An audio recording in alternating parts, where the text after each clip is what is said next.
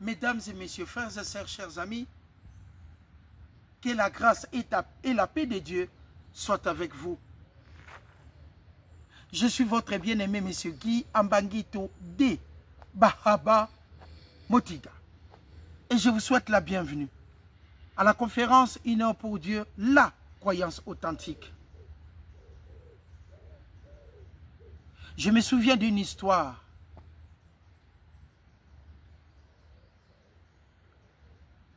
Un papa qui avait 2 femmes.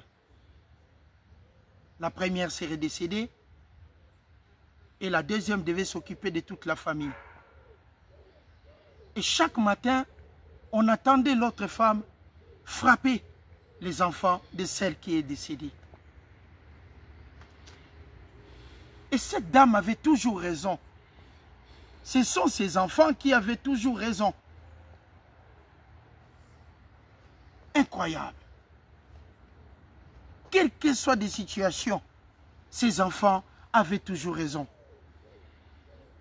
Au retour du travail, son mari venait, on n'accusait que les autres. Et ils n'avaient même pas le droit de se défendre, d'expliquer la situation. À chaque fois, au moment de parler, le papa disait, taisez-vous. Vous devez respecter votre maman. Ces enfants étaient devenus des victimes. Et la raison était difficile. J'habite tout près d'un tribunal. Des fois, je vois ce qui se passe, pas à l'intérieur. Il y a une porte. Dans cette même porte, la vérité passe par là. Et dans cette même porte, le mensonge aussi passe par là. C'est comme quand vous vivez dans un couple. Des fois, dans cette même porte, la fidélité passe par là. Et des fois aussi, dans cette même porte, l'infidélité passe par là. C'est par la même porte que la politesse passe par là. Et c'est par la même porte que l'impolitesse passe par là. Mais ce matin, nous allons partager un enseignement incroyable de celui qui a vaincu les mensonges. C'est notre seul Seigneur et Sauveur, Jésus-Christ. Christ en nous, l'espérance de la gloire. Mesdames et messieurs, frères et sœurs, vous pouvez avoir l'argent et la force que vous voulez. C'est disponible. Mais pour vaincre les mensonges, il n'y a pas de médicaments, il n'y a pas de produits. Même un avocat aura des difficultés pour vous défendre quand les mensonges prennent l'ascenseur. Quand les mensonges avancent et montent, vous êtes dans l'incapacité de vous en sortir. Seule la parole de Dieu peut vous aider. Les mensonges peuvent vous plier à 2. Les mensonges peuvent vous réduire à néant.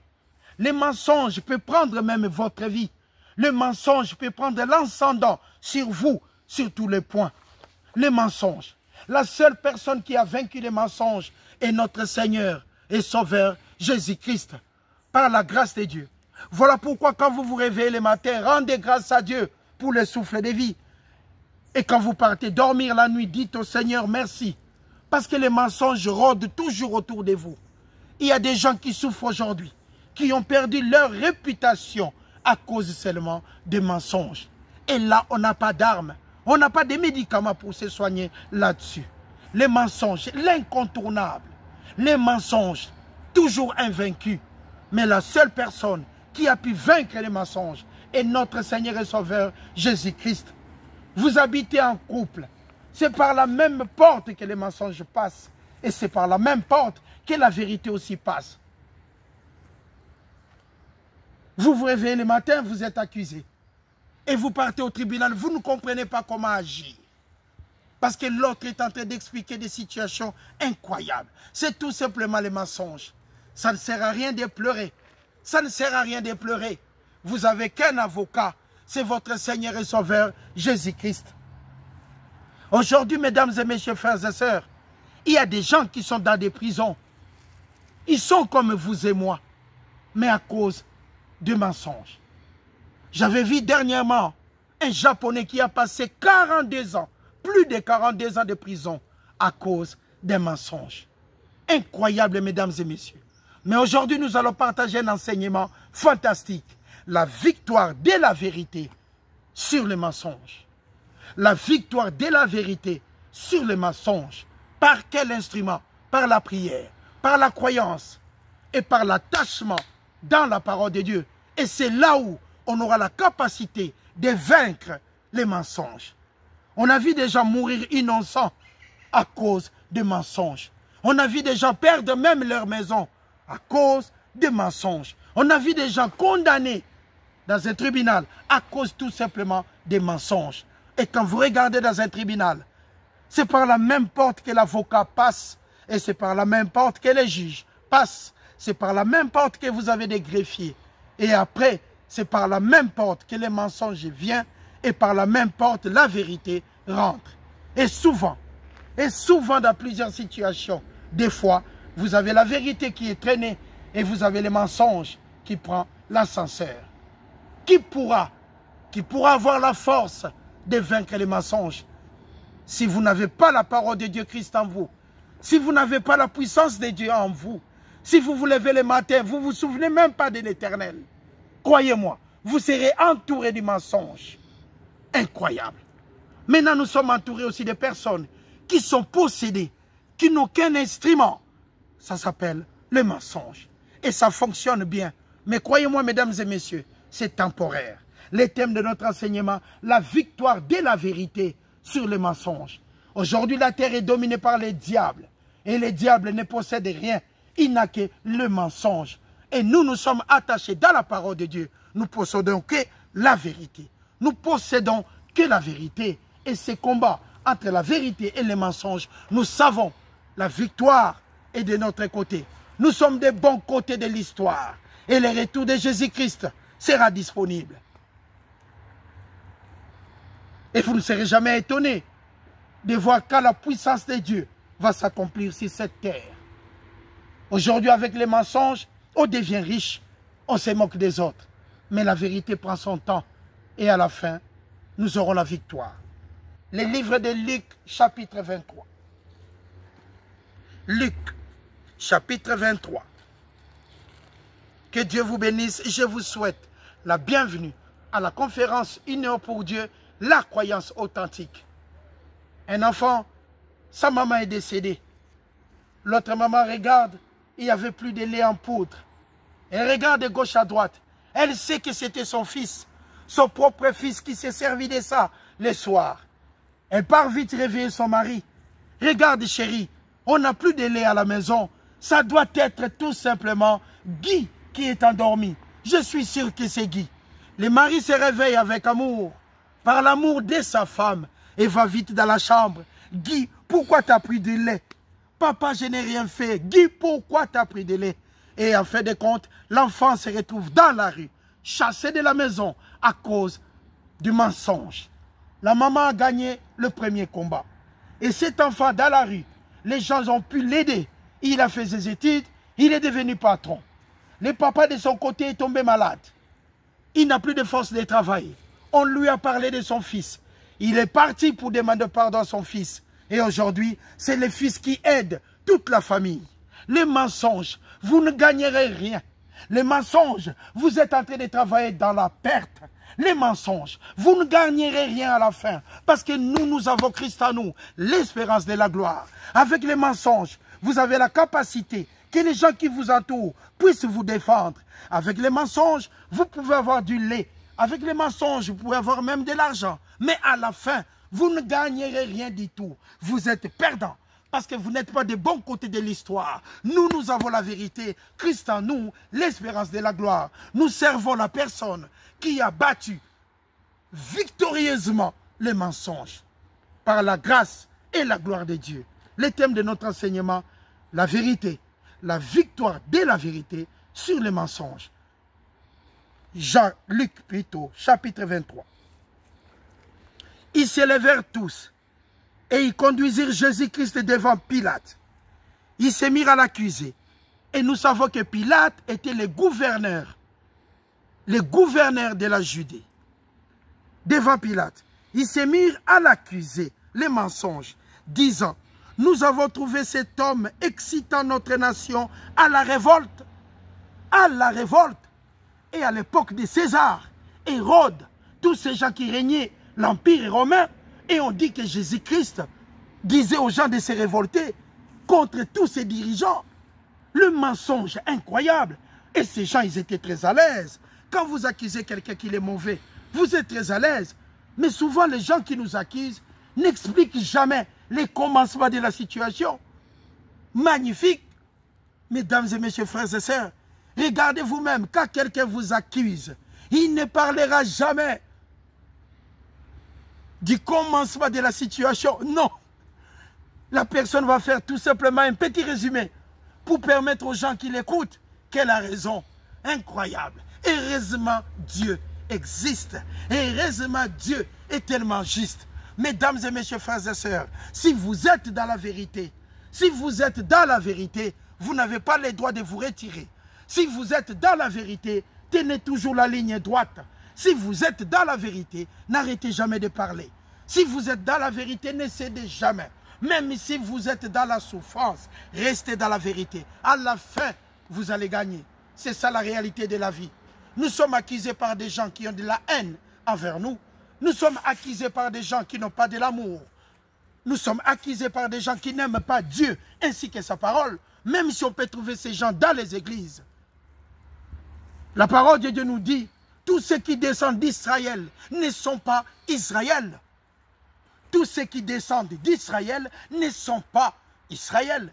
Ce n'est pas parce que vous habitez au Congo que vous avez dans la nationalité congolaise. Non, tous ceux qui habitent au Congo ne sont pas des Congolais automatiquement. Incroyable. Et tous ceux qui habitent en Suisse ne sont pas nécessairement des Suisses. Tous ceux qui descendent d'Israël ne sont pas Israël. Ce n'est pas parce que vous êtes dans l'église et que vous ne pouvez pas mentir. Non, ça nous arrive aussi de mentir dans la vie.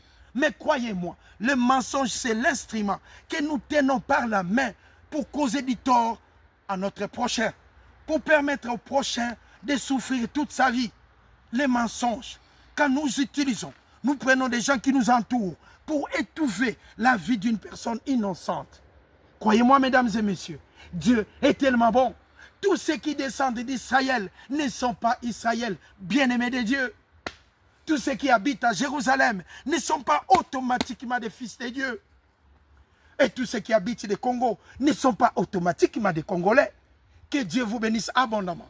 Le thème de notre enseignement, la victoire de la vérité sur des mensonges.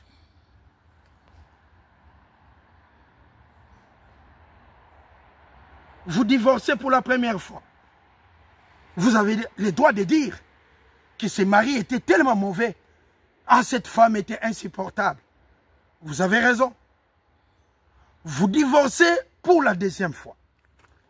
Ah, l'autre mari, en tout cas, je préfère encore le premier. Pas de souci. Et vous divorcez pour la troisième fois. Vous dites toujours aux gens qui vous entourent, ah, celui-ci, c'était vraiment incroyable, insupportable. Vous avez encore raison. Mais croyez-moi, mesdames et messieurs, et quand vous allez divorcer pour la quatrième fois, ce sont ces mêmes personnes qui vont quand même se poser la question. Est-ce que dans ces cas-ci, ce n'est pas seulement cette dame qui n'a pas un comportement valable d'une épouse qui doit respecter son mari et vivre ensemble dans leur couple? Les gens vont commencer à se poser des questions, n'est-ce pas? Que Dieu vous bénisse abondamment. La victoire de la vérité sur le mensonge. Mesdames et messieurs, personne n'a la capacité de vaincre des mensonges si vous n'avez pas la parole de Dieu. C'est mission impossible. Parce que le mensonge est accompagné de la haine. Le mensonge est accompagné de la haine. Et quand vous ouvrez la haine, vous avez des choses incroyables. C'est dans la haine que nous trouvons les insultes. C'est dans la haine que nous trouvons les inquiétudes. C'est dans la haine que nous trouvons toujours le contraire de tout ce qui est bien. Mais l'amour de Dieu triomphera toujours. Le thème de notre enseignement, la victoire de la vérité sur les mensonges. Nos frères et sœurs qui fonctionnent sur des mensonges, vous devez apprendre une chose, reculer avant que ça soit trop tard. Tournez vos regards vers l'Éternel des armées avant que ça soit trop tard. Un mensonge que vous l'avez sémé il y a 10 ans, croyez-moi mes frères et sœurs, vous allez croiser cela après 20 ans. On ne peut pas mentir jusqu'à la fin. On ne peut pas détruire des gens jusqu'à la fin. Si vous êtes dans l'erreur, sachez reculer et demander pardon. Dieu vous bénira. Parce qu'il est tout simplement miséricordieux. Et je vais vous montrer quelqu'un incomparable, le roi des rois, Rabbi, Rabouni, l'incomparable Fils de Dieu, le sujet de la parole, de Genèse 1:1, en Apocalypse 22:21. Le thème de notre enseignement, la victoire de la vérité sur le mensonge, l'arrestation de Jésus-Christ. Pilate. Et disant, nous avons arrêté cet homme qui amène les gens à la révolte, empêchant même de payer les tributs de César. Incroyable. Et se disant lui-même, Christ roi. Pilate l'interrogea à ces termes. Es-tu le roi des Juifs? Jésus-Christ lui répondit, tu l'as dit. Il est le roi. Il est le Fils de Dieu. Il est le roi, bien sûr. La question de Pilate était tout simplement magnifique. Il est le roi. Il est le Fils de Dieu. Et il a le droit d'être roi. Regardons la suite pour comprendre. Pilate maintenant dit aux principaux sacrificateurs et à la foule, je ne trouve rien de coupable à cet homme. Mais ils insistèrent et dirent, il soulève le peuple en enseignant la parole de la vérité par toute la Judée, depuis la Galilée où il a commencé jusqu'ici. Et quand Pilate attendit parler de la Galilée, il demanda si cet homme était galiléen. Jésus-Christ, Pierre et les autres, c'était des Galiléens au nord d'Israël. Et quand Pilate a attendu des accusations, il s'est posé la question, ah bon, il est aussi galiléen? Parce que Pilate était le gouverneur de la Judée. Mais c'est lui qui dirigeait la Galilée. C'était Hérode Antipas. Nous parlons d'Hérode Antipas. Ils ne se parlaient pas entre les deux. Hérode et Pilate, c'était la guerre. Mais quand ils ont amené Jésus-Christ devant Pilate, après les accusations, Pilate a attendu qu'il avait commencé à Galilée. Il a dit, ah bon, il est qui cet homme? Il vient de la Galilée. Oui, Pilate, il vient de la Galilée. Et dans ces cas-là, Pilate a dit, il n'est pas dans ma juridiction. Il est dans la juridiction d'Hérode Antipas. Incroyable. Jésus-Christ, au milieu même des deux ennemis, Pilate ainsi que Hérode. Continuons. Quand Pilate attendit parler de la Galilée, il demanda si cet homme était galiléen et avait appris qu'il était de la juridiction d'Hérode. Il les renvoya vers Hérode, qui se trouvait aussi à Jérusalem en ce jour-là. Le thème de notre enseignement, la victoire de la vérité sur des mensonges. Et pendant ces temps-là, Hérode Antipas avait quitté la Galilée pour venir rendre visite à Jérusalem. Pilate a profité de ces moments-là. Il a dit, comme cet homme est d'origine galiléenne, je vais lui renvoyer chez Hérode. Et comme Hérode était à Jérusalem, c'était une occasion magnifique pour lui. Parce que lui aussi avait entendu parler de Jésus-Christ. Incroyable. Innocent. Parmi les païens. Innocent. Parmi les méchants. Innocent. Que la raison est partie loin de lui. Innocent. Parmi ces accusateurs. Innocents que nous sommes. Mais accusés de tous les points. On se pose toujours la question. Qu'est-ce qu'on a fait? Parce qu'on a aimé les gens. Qu'est-ce qu'on a fait? Parce qu'on a fait du bien. Et sur cette terre, faire du bien, c'est interdit. Faire du bien, on va toujours trouver la faille. Ainsi va la vie. Et ceux qui utilisent ces gens, c'est les mensonges. Les mensonges passera.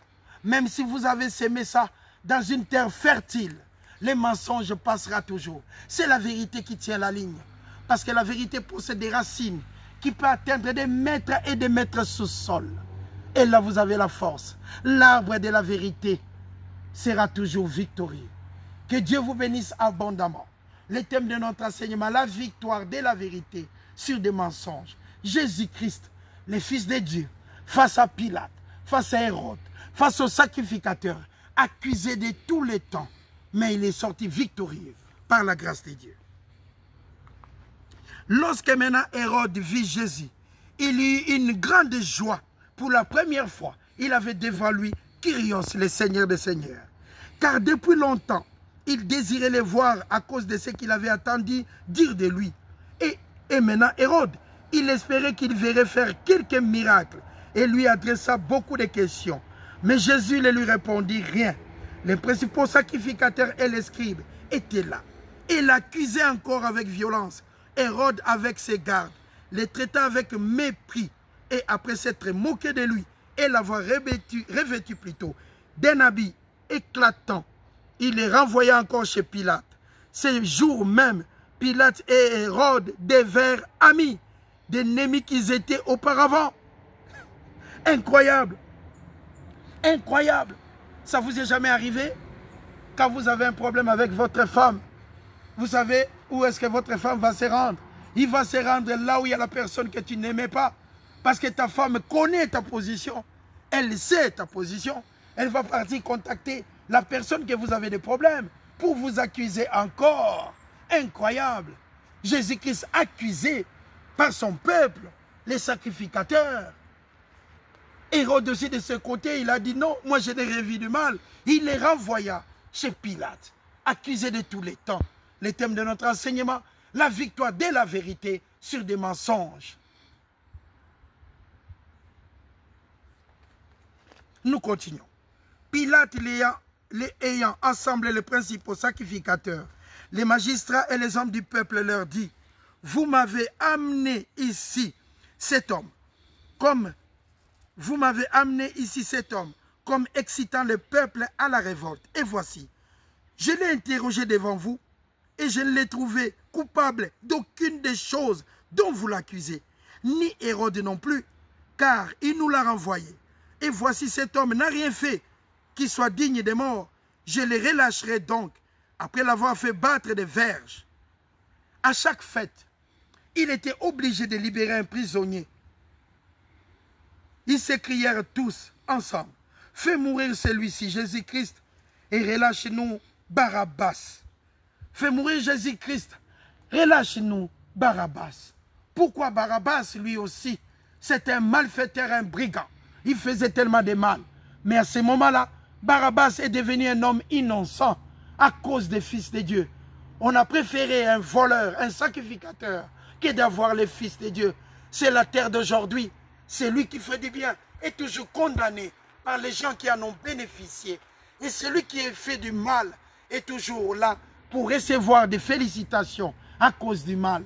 Ainsi va la vie. La terre est corrompue. Cette terre perverse est corrompue que nous vivons sans amour. Nous sommes sans pitié, avec des coups raides et les cœurs de pierre. Le cœur est composé tellement de pierre qu'on n'a plus pitié. Le corps ne sait même pas comment fonctionner. Par des mensonges, accusés, accusés et accusés. On ne se rend même pas compte du bienfait de nos parents. On ne se rend même pas compte du bienfait des gens qui nous ont aidés. On ne se rend même pas compte du bienfait de toutes choses. Mais on trouve toujours des défauts et des failles. On trouve toujours des défauts et des failles. La victoire de la vérité sur des mensonges. Ayez la patience, mesdames et messieurs. Quels que soient des problèmes, même devant des tribunaux, restez toujours patients. Il y aura toujours une victoire de la vérité sur des mensonges.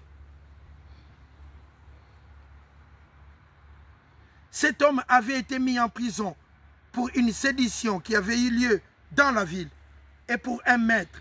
Pilate leur parla de nouveau dans l'intention de les relâcher Jésus-Christ. Et ils crièrent encore, crucifie-le, crucifie-le. Pilate leur dit, pour la troisième fois, quel mal a-t-il fait? Je n'ai rien trouvé en lui qui mérite la mort. Je le relâcherai donc, après l'avoir fait battre des verges. Mais ils insistèrent en grand cri, demanda qu'il fût crucifié, et leurs cris l'emportèrent. Pilate prononça ce qu'il demandait, serait fait. Il relâcha celui-ci qui avait été mis en prison pour sédition et pour maître et qu'il réclamait. Il livra à leur volonté Jésus-Christ.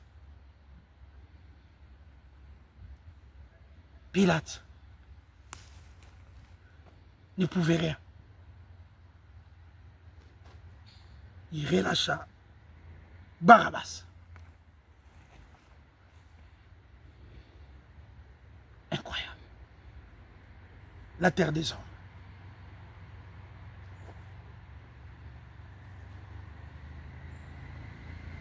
Le cœur de pierre. L'inconscience. Et Jésus-Christ, arrêtez. Il n'a rien fait. Il n'a même pas répondu. On l'a accusé de dire aux gens de ne pas payer les tribus, ni les impôts, de ne pas respecter Hérode, ni Pilate, de ne pas honorer tout ce que César avait prescrit aussi. Jésus-Christ avait poussé le peuple de se révolter. Incroyable. Accusé. Entre Barabbas et Jésus-Christ, ils ont choisi le Christ. Même les gens de Capernaum, où Jésus-Christ avait fait des miracles et des miracles, ils l'ont abandonné. Incroyable. Mesdames et messieurs, si vous vous battez que les gens vous aiment sur cette terre, vous êtes dans l'erreur. Vivez comme vous vivez. Ne modifiez rien, ne donnez rien. Faites seulement du bien à chaque occasion, favorable ou non. Parce que la vérité n'a pas besoin de vous. La vérité n'a pas besoin d'avocat. La vérité n'a pas besoin de juge. La vérité trouvera toujours sa place. Jésus-Christ devant Pilate. Jésus-Christ en face d'Hérode. Jésus-Christ devant les sacrificateurs. Jésus-Christ devant les habitants de Jérusalem. Christ devant les habitants de Capernaum. Là où il a donné du pain. Là où il a donné à boire. Là où il a donné du poisson. Personne ne s'est souvenu. Accusé sur tous les plans. Et tout le monde l'abandonne pour choisir Barabbas. Incroyable. La terre des hommes et le cœur de pierre. Des coups raides qui ne bougent pas du tout. Pilate prononça ce qu'il demanda serait fait. Il relâcha Barabbas, celui qui avait été mis à prison à cause de la sédition. Et pour maître, qu'il réclamait, et il livra Jésus-Christ à leur volonté. Comme il l'amenait, ils prirent un certain Simon de Cyrène, qui revenait des champs. Ils les chargèrent de porter la croix de Jésus-Christ, pour qu'il la portât derrière Jésus. Il était suivi d'une grande multitude de peuples, des femmes qui se frappaient la poitrine, qui se lamentaient sur lui. Jésus-Christ tourna vers elle et dit, « Fille de Jérusalem, fille de Jérusalem, ne pleurez pas sur moi, mais pleurez sur vous et sur vos enfants. » Incroyable. Pleurez sur vous et sur vos enfants, car voici des jours viendront, les stériles, heureuses, les entrailles qui n'ont point enfanté, et les mamelles qui n'ont point allaité. Alors ils se mettront à dire, allez aux montagnes, tombez sur nous. Oh mon Dieu, le temps viendra, le temps est déjà là. Les collines, couvrez-nous, car s'ils ont fait ces choses au bois vert, s'ils ont fait ces choses au bois vert, à plus forte raison, qu'arrivera-t-il au bois sec? Si vous faites du mal à ceux qui vous feront du bien, et à plus forte raison, qu'arrivera-t-il aux gens qui vous ont même pas encore fait du bien? Excusez-moi. Incroyable. S'ils ont attaqué Jésus-Christ le Seigneur, et pour nous, ça sera encore pire. On conduisit en même temps deux malfaiteurs qui devaient être mis à mort avec Jésus. Lorsqu'il fut arrivé au lieu appelé Crâne, ils le crucifièrent là, ainsi que les deux malfaiteurs. L'un à droite, l'autre à gauche. Jésus-Christ dit, « Père, pardonne-leur, car ils ne savent ce qu'ils font. » Ils se partagèrent ses vêtements en tirant au sort. Le peuple se tenait là et regardait. Le magistrat se moquait de Jésus, disant, « Il a sauvé les autres, qui se sauve aussi lui-même. » Les soldats aussi se moquaient de lui, s'approchant et lui présentant du vinaigre et disant, « Si tu es le roi des Juifs, sauve-toi toi-même. » Il y avait au-dessus de lui cette inscription, « Celui-ci est le roi des Juifs. » L'un des malfaiteurs crucifiés injuriait aussi Jésus-Christ, disant, « N'es-tu pas le Christ? Sauve-toi toi-même et sauve-nous aussi. » Mais l'autre le reprenait et disait, « Ne crains-tu pas Dieu, toi qui subis la même condamnation? Pour nous c'est justice, car nous recevons ce que nous avons mérité, nos crimes. Mais celui-ci n'a rien fait du mal. » La victoire de la vérité sur le mensonge. Il n'a rien fait du mal. Il n'a absolument rien fait du mal. Mais quand sur cette terre, une personne ne t'aime pas, la personne peut contaminer 1000. et c'est tout un groupe qui te condamnera. Tu auras en face de toi toute une armée à cause de l'amour. Toute une armée à cause d'un bienfait. Que Dieu vous bénisse abondamment. Mesdames et messieurs, ne relâchez rien. N'abandonnez pas vos assemblées. Soyez accrochés dans la parole de Dieu et vous allez vous en sortir. Nous sommes entourés de mensonges du matin au soir. Les gens qui nous accusent, les gens qui ne nous aiment pas, les gens qui ne supportent pas notre présence, les gens qui sont jaloux de tout ce que nous vendons dans nos commerces, les gens qui sont jaloux de tout ce que nous faisons au travail. Nous sommes entourés de mensonges. Un jour, vous allez vous réveiller et les chefs vous demandent de partir. Et vous n'avez rien fait absolument, mais vous êtes accusés.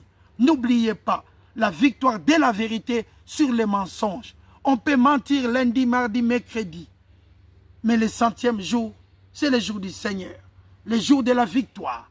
Tenez toujours ferme. Regardez Jésus-Christ, notre seul Seigneur et Sauveur, accusé. Mais il était toujours là.